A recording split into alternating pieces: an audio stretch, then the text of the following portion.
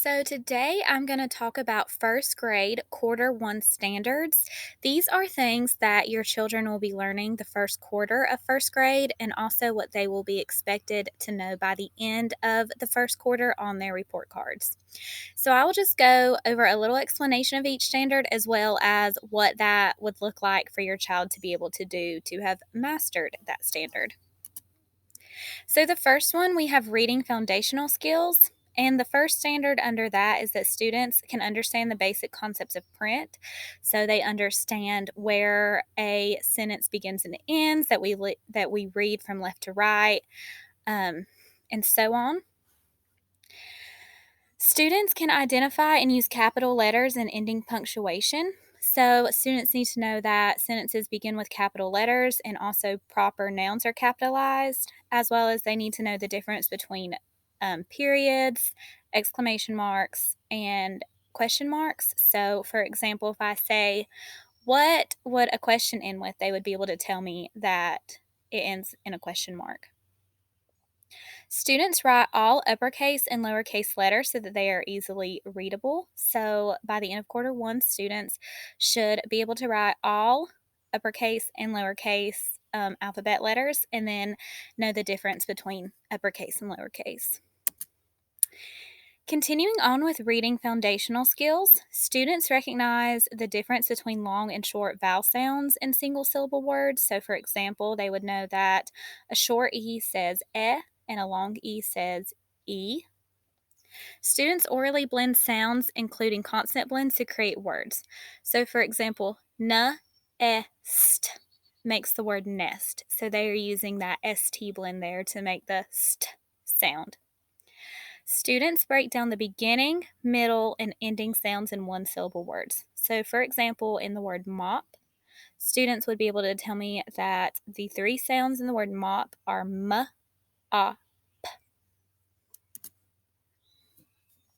Students use strategies to read, including sight words. So, for example, they should be able to recognize the word the, which is a sight word without having to sound that out. But then, if you have a word such as mop, the students would be able to use those strategies to sound that word out.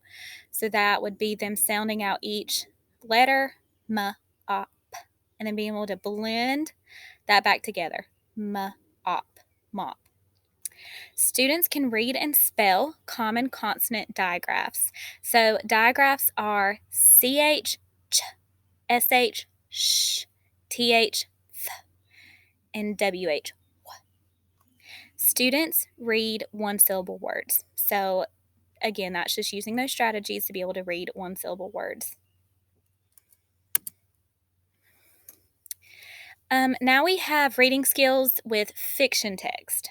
So, students can ask questions about the important details in a text. They also correctly answer questions about those important details. So, for example, if I'm reading with your child, I may say, who was the main character? Tell me one thing that the main character did, or what was the problem in this story? How was it solved? How do you know that? Those would be important details. Um, or what happened in the beginning of the story, the middle of the story, the end of the story. Students retell stories using important details from the text. They provide the central message or lessons of the stories. So, when we are asking students to retell, we are asking them to provide as much information about the story in the correct order that they can. They can use as many details. Whereas if we are asking them the central message, we use central message and main idea. We kind of use both of those. They mean the same thing. But the central message, they would just be telling me what the story is mostly about, whereas a retell would be providing as many details as possible. Students use important details from the text when they describe characters, settings, or important events in the story. Okay, so now we have the same thing, but this is for nonfiction or informational text. So the top one is the same. Students ask questions about important details in the text, and they answer correctly questions about those details. Students identify the main topic of an informational text. Students also give important details from the text. So, for example, if I say, what is the main topic of this informational text about sharks, students would be able to tell me what the main topic was and then give a few supporting details that would support that that is the main topic. Students explain how two individuals, events, ideas, or pieces of information from a text are related. So, students would just be able to tell how those two things in the text are related to one another. Okay, now we are going to talk a little bit about writing. So, in first grade and quarter one, we have two different types of writing that students need to be able to do. And the first one is opinion pieces, the second one is narratives, which is just story writing. Both of these standards, though, if you'll read at the top, it says with supports from adults. So we don't just expect a first grader to sit down by themselves with a pencil and be able to write an opinion piece. They would be getting support and guidance from an adult with this. So for opinion pieces, they need to introduce the topic they are writing about, tell their opinion, the reason that that's their opinion, and then provide a closing. So for example, with that one, if they say, my favorite type of ice cream is strawberry. Strawberry is my favorite type of ice cream because, that word because is really important because they're getting ready to give me a reason. I like strawberry fruit the best. And then they could provide a closing such as, that is why strawberry is my favorite type of ice cream. And then for narratives, they need to tell two or more appropriately sequenced events, include details about what happened, use transition words, and signal event order,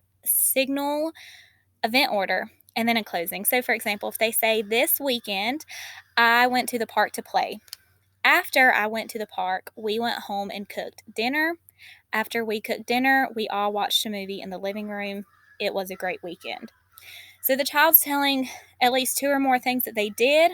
They're giving it in sequential order. They're using transition words such as next, after, and then they provide a closing like, this is why it was a great weekend. And with this, students can use graphic organizers to help plan and prepare, so they could use things like a T-chart, a tree map, a bubble map, and then they can add details to strengthen as needed. So I know one thing in first grade that we do, if they come up and we're checking their writing, we might say, well, tell me which movie you watched, or tell me what you ate for dinner in that story. And that would be adding more details to their writing. Moving on to math. This is number sense. So students should be able to count to 150 starting at any number. So if I say, start at 45 and count up, they would be able to say 45, 46, 47, 48.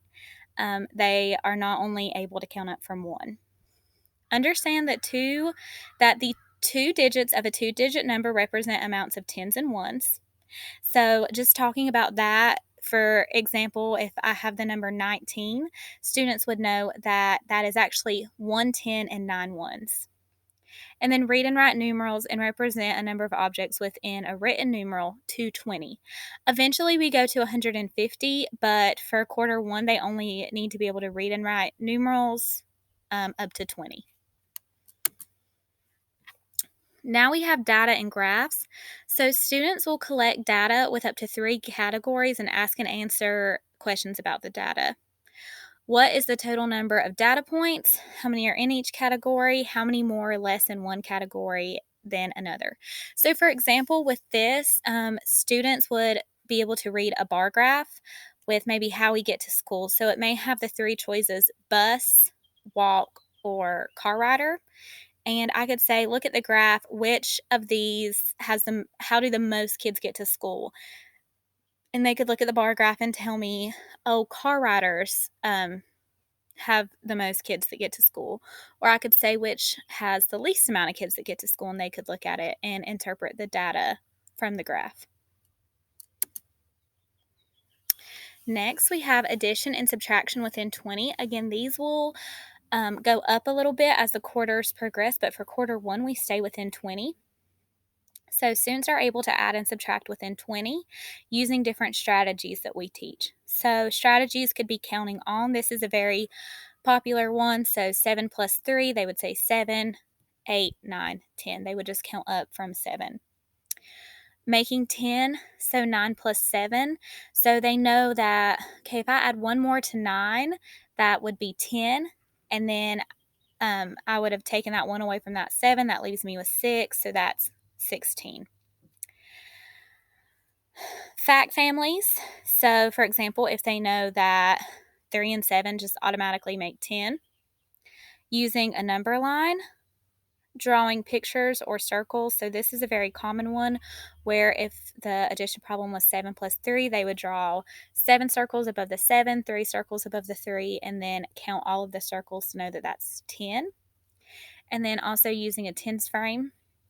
So if they were given a tens frame, they could place 7 counters in the tens frame, add 3 more counters, see that the tens frame is full, so that would make 10. And then they would need to demonstrate fluency with addition, subtraction within 10. So a big part of that is just knowing those fact families. So 8 plus 2 equals 10, 7 plus 3 equals 10, 5 plus 5. That is a great way to build fluency with your child.